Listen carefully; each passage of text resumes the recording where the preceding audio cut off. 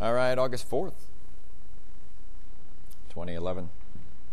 Got some all-time record highs for you on this day in 1930. It was 112 degrees in Moorefield, West Virginia, which is supposedly the hottest temperature ever reported in the state.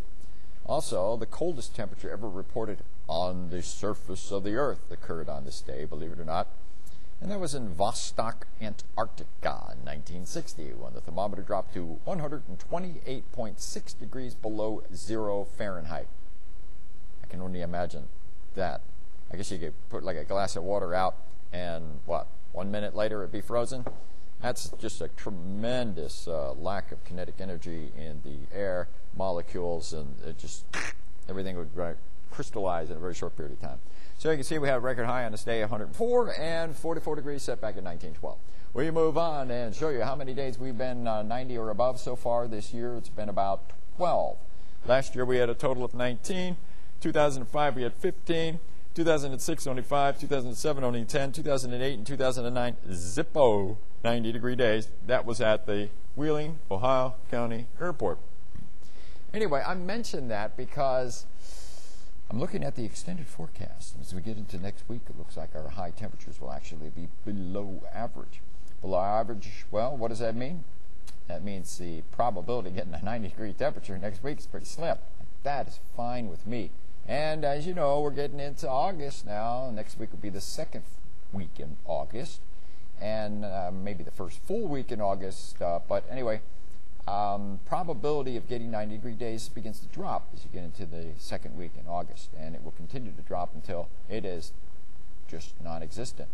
If you go back to the record books, you will find a few days in the early first week of October where you can get a 90-degree day. And September it's possible, but not likely. Anyway, we'll push the button and move on to the current temperature outside. 86 at the Wheeling, Ohio County Airport. That's one of the warm spots. We're looking at 85 in Morgantown, New Marsville, 84 in Cambridge, and 82 up in Steubenville. Winds are coming in generally out of the northeast at about 4 to 7 miles an hour.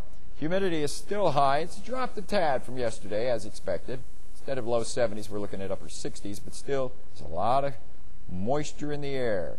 Water vapor, that's the gaseous form or phase of water. It's liquid, ice, vapor. And it's pretty high out there. You can feel it, but you can't see it.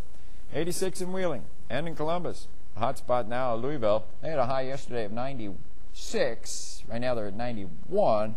So it looks like even they will be a little bit cooler today than they were yesterday. We go to a wider view showing the satellite and radar, and you can see, well, some clouds in the northern part of the state. We were kind of cloudy until about the lunch hour. Then the sun came out, and the thermometers have been going up ever since. And a few isolated thunderstorms. We have a severe weather watch out for parts of the Boot Hill of Missouri, a little bit of Arkansas, western parts of Tennessee, just north of Memphis. So anyway, we push the next button, and it shows the temperatures. Oh, boy. I'm sure glad I'm not down in Dallas working on roofs or for the highway department outside, or even a mailman, unless I can do my route between midnight and 6 a.m.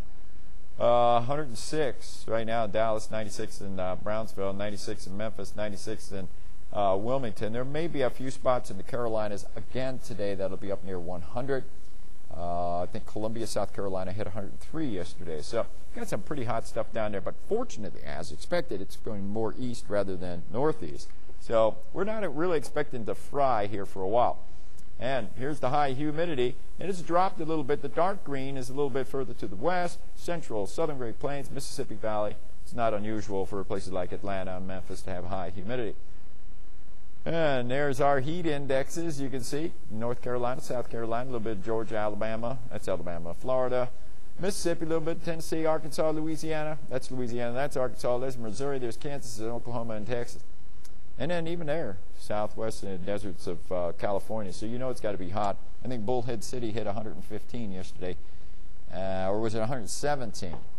And Little Rock was 114. And Fort Smith, Arkansas was 115 degrees yesterday. A little bit cooler today. Well, there's the wide view. Everything kind of going around in a counterclockwise flow here. Yeah. And we're expecting to see more clouds come our way. Here's our predictor. We'll go through it quickly here. There's your predictor as we go through Thursday and Friday. Really not much to report. There could be a few straight showers late Friday into Saturday, and then some showers on Saturday. Not the biggest or the worst deal of the universe. Now we'll move on to an extended forecast of the predictor. And we're looking at a weak bubble of high pressure coming in on Sunday. That might cool us off a tad, like a degree or two. Still, the humidity will be high, but could be dry for most of Sunday. Then we have this other system coming in. Comes in quick. Sunday night into Monday, a few showers. That's it. And then cooler, drier, less humid Canadian air moving our way. That takes us to the 7-day forecast, and you can see the numbers. Looks like mid to upper 80s for Friday, Saturday, and Sunday, but much cooler as we get into next week. Hurrah!